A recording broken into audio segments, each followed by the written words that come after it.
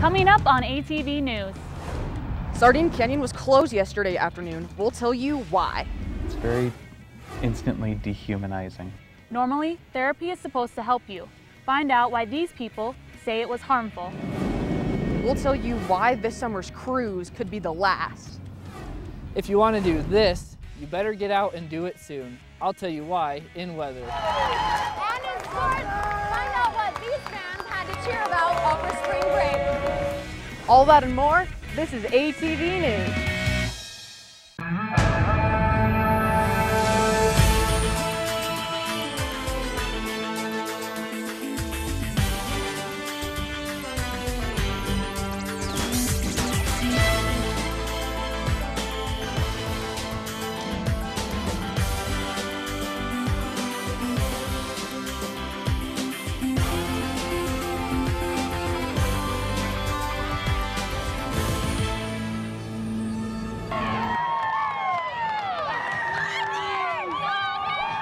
Those guys played like warriors tonight.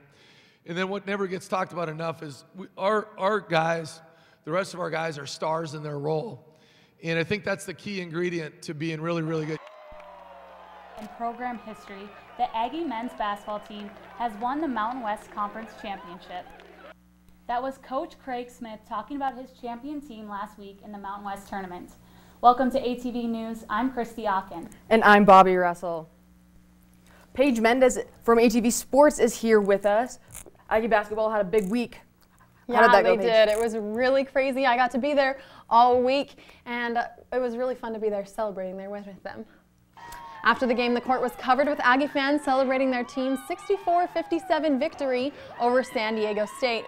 Friends and fans partied on the court of the Thomas & Mack Center, and athletes like Sam Merrill met with their loved ones to share the joy of the win. Coach Smith made sure to include his wife and children in his net cutting celebration. But there's sacrifice that goes along with that. I miss so much of my kids' stuff, but that's part of the deal. To be able to celebrate it together as a family. My parents were here, and just incredible. So if that little memento, you know, just cutting that down, that's something that those kids will remember the rest of their life. So sweet to see him up there with his daughter. Stay tuned for the tournament recap and Coach Smith's reaction to their placement in March Madness. He sounds a lot more tired in this next video than the one you just heard. Thanks, guys. Yeah, thanks, Paige. Is Cache Valley's Cruise-In parade cruising to an end? The event cost could stop the parade after this summer. Hundreds of classic cars drive down Main Street in the summer of 2015 for the Cache Valley Cruising Association Parade. The city says they won't pay for the parade after this summer. Locals say they talked to city officials, shared a petition, and hope that the tradition can continue. We love it as a family. I love it as an individual. Our community loves it. Locals say the parade is a great investment for Logan City. The way you take your groceries home might change, but not anytime soon. Zachary Aieto joins us live with the City Council's big decision. Hi, Christy. The big decision was to not make a decision. More than 24 people at last night's meeting said they were in favor of banning plastic bags like this one in Logan, but they'll have to wait a bit longer if they have their way. We proposed the ban, and happily things are moving. They watch as council members discuss whether Logan City should ban plastic bags. I would like to see some actual change in Logan, Utah, because I think Logan could be a really good precedent. It's a small step, it's a beginning, and I think that's important. I support this because it's a small step tackling one of the root causes of environmental problems. But after discussing a bill they had already postponed a month ago, the council tabled the vote again, this time for 6 months. When we try and do big things, they tell us we're biting off too much to chew, and when we try and do small things, it's not enough. And so I think as a citizen, it's really frustrating. I think it's just another way for them to put it off. So the concern is that this is more of a tactic to avoid addressing the issue. Council members said the initiative would be best practice countywide. So the idea is if you can do it on a broader scale in a community that works together and associates together, it's more effective across the board. Getting the whole county into it would be amazing. Especially the young people are committed to make sure we really do make progress instead of giving lip service. but I don't see why Logan couldn't just be the first city to do it. And so we need to start making decisions now that will help benefit our future. I'm gonna come back in 6 months and I'm gonna keep fighting for it, and hopefully eventually something happens. Council members passed the ordinance in 6 months. Logan will be the third city in Utah to ban plastic bags, following Park City and Moab. Reporting live, Zachary Aido, ATV News. Thanks, Zachary. One person is dead and 2 are injured after a crash in Sardine Canyon yesterday afternoon. Police say an 88-year-old man was driving a pickup truck northbound through Sardine Canyon when he pulled up onto the other side of the highway into oncoming traffic. Police say one car was able to swerve out of the way, but a minivan crashed into the truck in a head-on collision. Responders took both drivers to Logan Regional Hospital in good condition. A medical helicopter flew the passenger to Ogden Regional Hospital in critical condition and was later pronounced dead. Utah Highway Patrol said there are ways to stay safe in these situations. Generally, we suggest always go to the right. That's what the record driver did. And so if you see somebody coming at you, preferably try to go to the right to try and avoid that head-on collision. Utah Highway Patrol says they are looking into the cause of the crash to help prevent this in the future. Utah legislators killed a bill that would change the standards for conversion therapy. ATV's Ayana Likens tells you what conversion therapy is and talked with people who went through it. I tried to kill myself a few times. I was definitely taken advantage of by older men. These are stories of people who have undergone conversion therapy. It's the practice of trying to change an individual's sexual orientation from homosexual or bisexual to heterosexual. People describe it as, it's very instantly dehumanizing. I left feeling very confused about my place in the world. Representative Craig Hall said he proposed this bill because to make sure that we get rid of these therapies that do not work and are particularly harmful. Hall proposed the bill to ban conversion therapy in Utah on February 20th. The bill stated that it would be illegal to perform therapy that would try to change someone's sexual orientation or gender identity. Representative Lisenby proposed a substitute to the bill on March 5th. We reached out to Lisenby, but she did not respond. And on March 6th, the bill died in the legislature. Hall said that he didn't vote for the substitution of the bill because it would only protect minors. Adults would still be able to go through this therapy that Anderson said led to abuse and that Ethington said led to suicidal thoughts. It breaks you down to just self-rejection.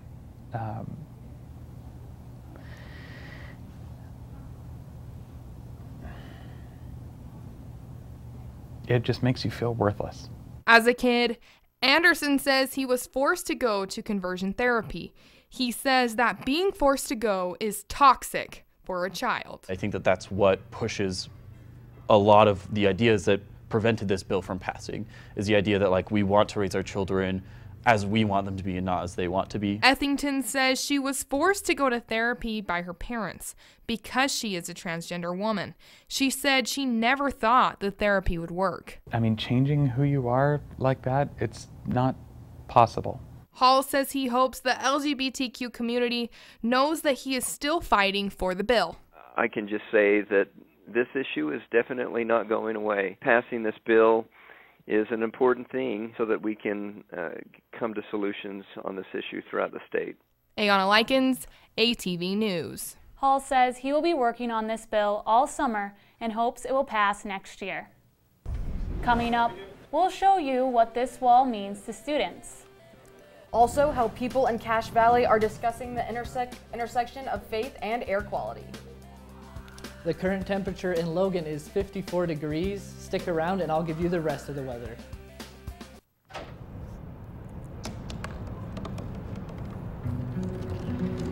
They said I couldn't dream. Called me a piece of trash and swore that's all I'd ever be.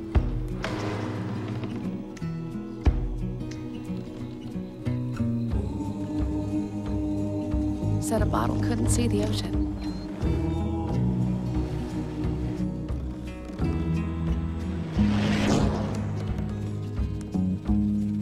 give up. Go back to the dumpster.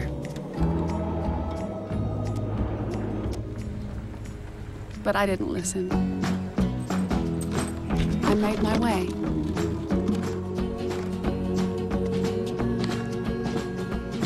And now, I am what I've always wanted to be.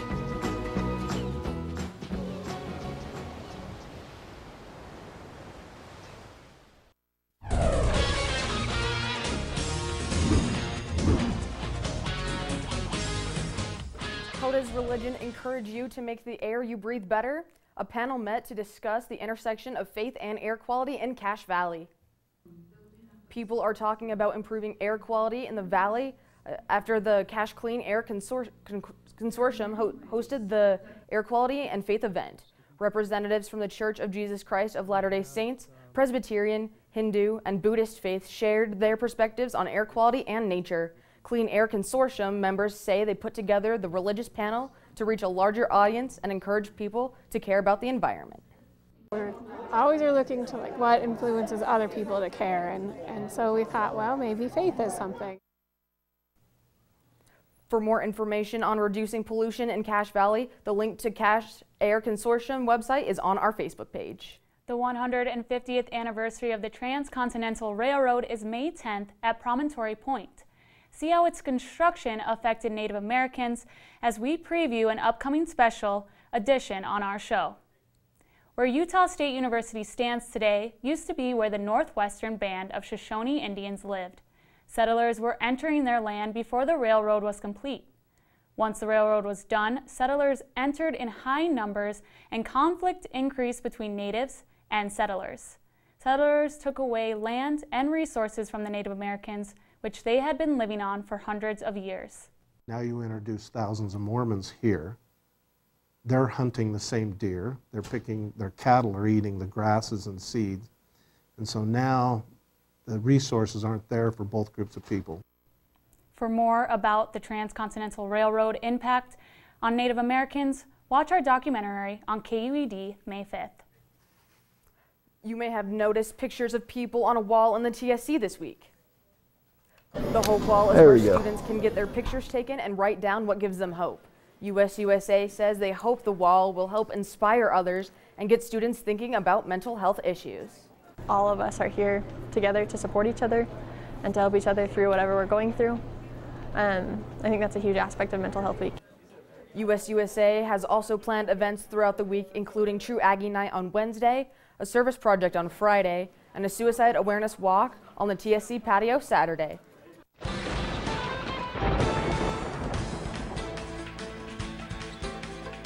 This week in weather, things have gotten pretty crazy over in the Midwestern states. This photo here was taken in Nebraska, and as you can see, that's a lot of flooding. I have a lot of graphics for you to show on this one. If we go to this next one, you'll see another road that's just completely taken over by water. Interstates and highways in Midwestern states are closed down right now from this flooding. Let's go on to the next graphic. And this is the reason why this is all happening. All this color right in here, that's all precipitation. Some states are getting it in like a blizzard snow form, while others are getting it in a rain form, depending on their temperatures. There's places where it has been a blizzard and the temperatures have risen, creating immense flooding, and that's why we're seeing some of these graphics that we've been seeing. Let's move on to the next graphic, and we'll be able to see some of the farmers and what they've had to go through. A lot of them have had livestock be swept away in these floods, and the ones that still have their livestock are having to feed it in knee-deep water. We'll move on to our next graphic here that we can see the difference. This right here is a before picture of some of these rivers near this Air Force base. And if we go to the other side, we can see the afterworks, all that precipitation that caused these rivers to really, really grow. But things are looking up. If we go and look at our national weather, we can see that things are looking mostly pretty clear. We still have some precipitation going on around here, but for the most part, it's clearing up. Things are getting a lot better. We just need those floods to kind of die down. If we go into Utah, we can see that for the most part, it's pretty clear. We just have this little bit of precipitation going in here, which will actually lead right into our 7-day forecast, which we'll be able to see. with our 7-day forecast here, we can see today, like I said, it's 54 degrees currently.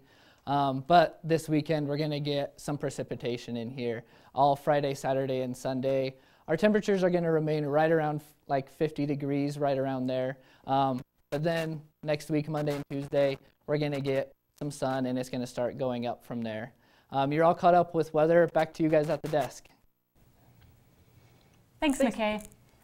Paige Mendez joins us to tell us more about Aggie basketball and sports. Sounds like they had a big week, Paige. Yeah, it was a big week all around. Stick around because coming up, we've got reaction from the Aggies as they found out their matchup for their postseason tournament. And you're going to love hearing what Coach Smith has to say and what he sounds like after the 3-day yelling streak in Vegas. Stick around, guys. Listen to me. I am captain of the track team. And if I'm late, She doesn't really think she's going to get out of here, does she? be nice. She's new. Hello, is anyone there? Ugh. Wow. Even from our standards, you look awful. Oh, sweetie, what happened? Me? My friend Becky got to talk to this super cute boy, and I tried to act like I wasn't jealous, but I so totally was. And then out of nowhere, this concrete barrier just popped up. Maybe it was a semi. You mean you were driving? Yeah. I mean, I know the whole eyes on the road thing, but this was a super important text. Maybe you have to know, Becky. Texting? Great. But it was only like 5 seconds, and I'm a really, really fast texter, so it wasn't even a big deal. Actually, has she texted me back yet? Wow, I get like no bars in this place. I wonder if they have Wi-Fi here.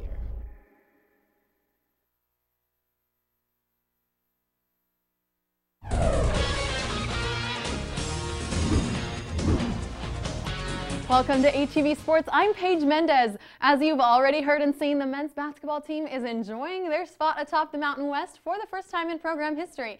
Let's check out how they did it. I call him Sudden Sam because he all of a sudden goes to the basket and he's sneaky quick. Jackson to drive. Manigault had it swatted off the window by Cada.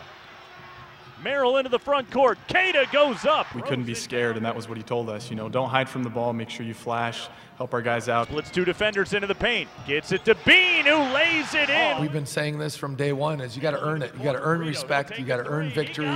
You got to earn everything in life. And Utah State beat New Mexico 91-83. Coach just reminded us who we are as a team, and obviously we didn't play like that in the first half, but he just continually reminds us to play with poise and to play with confidence. Merrill off the screen, straight away three, bullseye, right off the gate. Sam Merrill, rebound. I don't want to sound like a cliche. I literally cannot give our guys enough credit. Right there for Cada, who hammers it down. It doesn't matter who starts the game. It's about who finishes it. Finds Miller top of the arc, leaves one more. Brito all open, lines up the left wing three. They dominate Fresno State 85-60. Merrill with 10 on the shot clock. Goes at Mitchell, blows by him. We're not the most athletic team in the world. You know, we have those things that you can't measure, like toughness, grit, heart, and, you know, we really play together as a team. Before I came here, I didn't know what I was getting into, but as soon as I practiced, I knew we were going to be this good. And has it rejected. Almost a year ago, Coach Smith was hired, and we've come together as a team. Utah State defeats San Diego State 64-57 this afternoon. I'm still sitting here thinking, and I just, you know, from where we were, I still can't believe it.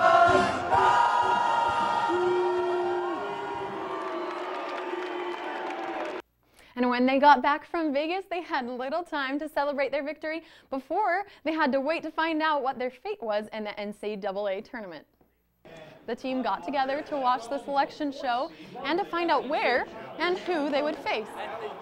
Coaches and family awaited anxiously, even though they were all pretty tired from a busy week beforehand. You can hear that in Coach Smith's voice here. We don't ever want this to end. It's been a magical season, to say the least. And so I know our guys are chomping at the bit to get back out on that practice floor and representing the Mountain West Conference in Utah State in a first-class manner on Friday against Washington. And the Aggies are already on their way to Columbus, Ohio for round 1 of the NCAA tournament this Friday.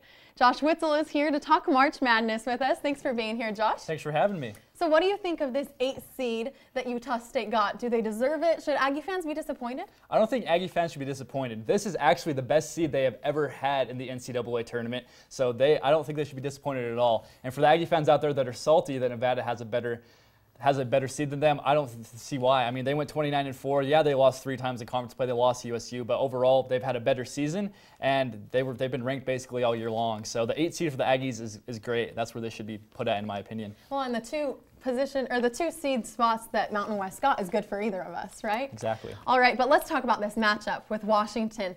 We don't know a ton about them because they're in a totally different conference, but there is a little bit that they have in common with us. If you look, you can see that they have the Coach of the Year from their conference, and they have the Defensive and the Player of the Year in their conference, which are awards that Utah State also got from Mountain West. Yeah.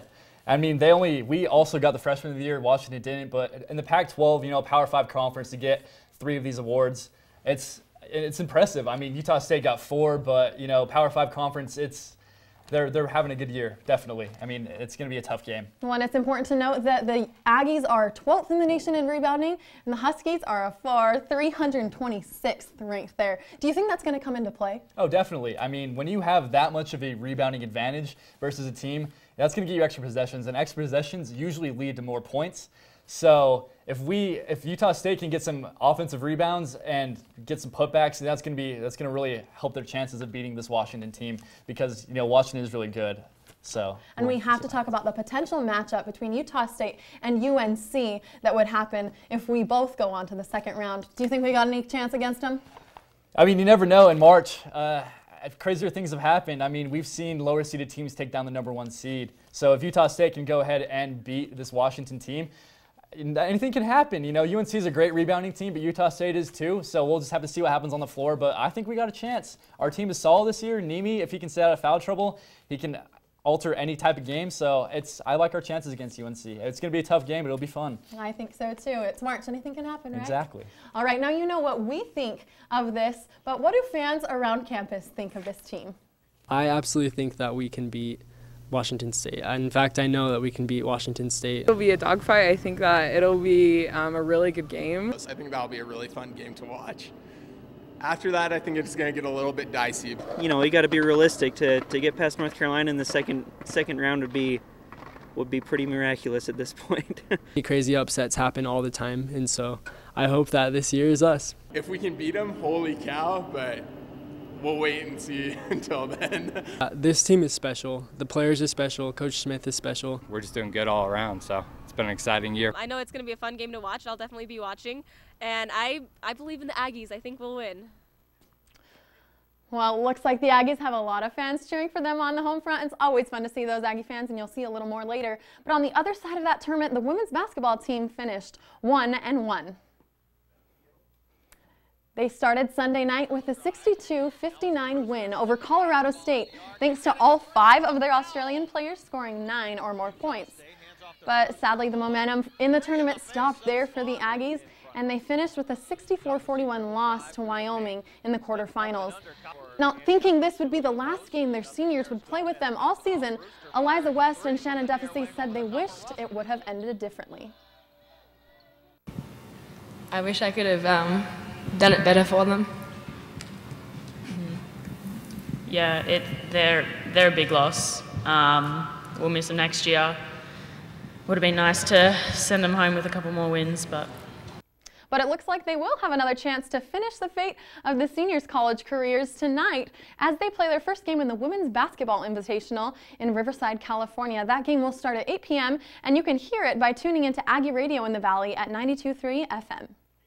Aggie men's tennis played in the sun on St. Patrick's Day for their match against the University of Texas, San Antonio. Here's freshman Isaac Arevalo alongside sophomore Jose Carvajal in their doubles match to start the afternoon. Carvajal slams this point home. The duo lost their match, but the Aggies still took the point for doubles thanks to their wins on the other courts. The winning continued through junior Duro Opacic as he went back and forth with UTSA's Javier Gonzalez. He hit it over the baseline. Opache won this match in 3 sets as the Aggies defeated UTSA 4-2. Head coach James Wilson said playing outdoors made a huge difference. We don't get to play that often outside in Logan. So even though it is our home, it is a little bit of a challenge to get used to the conditions. The team's next home match is scheduled for next Wednesday at 2 against Cal Poly. USU Gymnastics hosted their last home meet of the season against Southern Utah on what turned out to be a historic senior night. Senior Madison Ward Sessions stole the show with this performance of her floor routine, tying the school record with a score of 9.975. She set a school record of 20 career individual event titles with the win. Here's the team's only other senior, Emily Briones, on balance beam. She almost loses her footing here, but recovers nicely to score a 9.775. And last but not least, check out this landing off the uneven bars from junior Michaela Bullitt. She tied for the top score in the meet. The Aggies fell 196.350 to 195.275. Fans, family members, and coaches honored the seniors after the meet, which one senior said made her final home event more meaningful. It's just like so special that like me and Em can go out there together and compete together, and like this team is like so fun. It's like the funnest team I've ever been a part of. You are all caught up with Aggie Sports. Catch me on our Facebook, Twitter, and Instagram this weekend for coverage of the first round of March Madness in Ohio. Thanks, guys. Thanks, Paige. Utah State fans brought Spectrum magic as the Aggies went on to the Mountain West Conference in Las Vegas. ATV's Ariana Piper shows you how. Distance didn't stop Aggies from supporting their team. Logan fans traveled over 500 miles to reach Las Vegas. I think we've had people that come from all over the country, though. I mean, it's once you're an Aggie, it doesn't matter where you live. You always want to come back any chance you get. From alumni to students to future Aggies, this tournament created a community they call Spectrum South. It's a feeling, it's an environment, and that's the students that are passionate about their like their fellow Aggies, their peers, working their tails off again and doing really well. Fans say they're proud to be Aggies and cheer for the players. It's the greatest thing ever to be an Aggie fan, and I wouldn't be anywhere else in the world than right here. We're there and we're louder than anyone else, and we're making it happen for the sixth man on the court. We just have so many good players, a great coach, and we all believe in ourselves, and we're just the best team in the Mountain West. Simple as that. The players say it doesn't go unnoticed. We're so excited and grateful for our fans who were awesome again tonight. We're hoping to have a lot more tomorrow. Coach says these fans are an extension of the team. But obviously tonight, like I was worried it was going to feel a little more like a road game. It felt like a home game to me. Our fans were incredible. And, you know, from the start of the year, our guys really wanted to bring the Spectrum magic back. No doubt we did that. Ariana Piper, ATV News. Aggie fans say they will continue to bring the Spectrum magic into the NCAA tournament. You may have gone somewhere for spring break, had a staycation, or even did both. ATV's Nick Poreth was here during spring break to see what everyone was up to.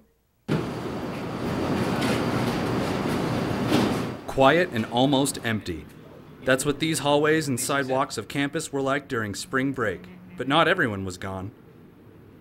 Some students are doing what I'm doing right now, going to the library, while others are still on vacation.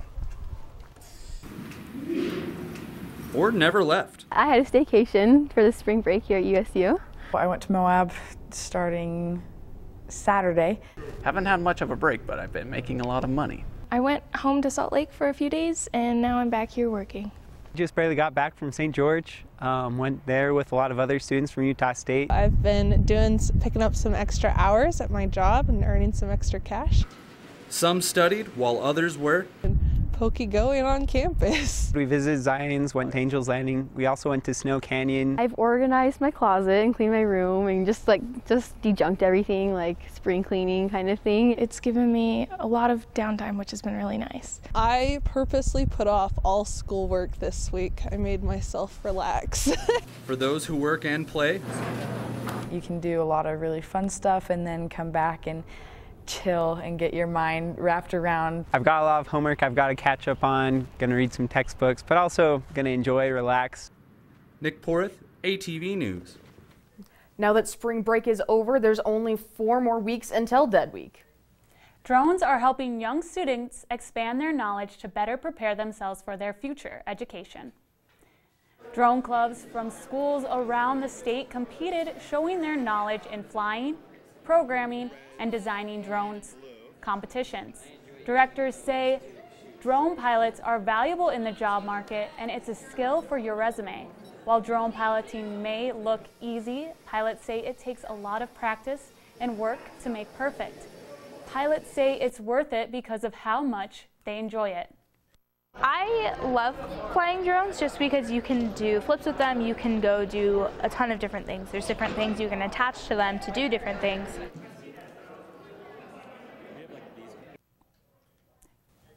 Thanks, and catch all of our latest editions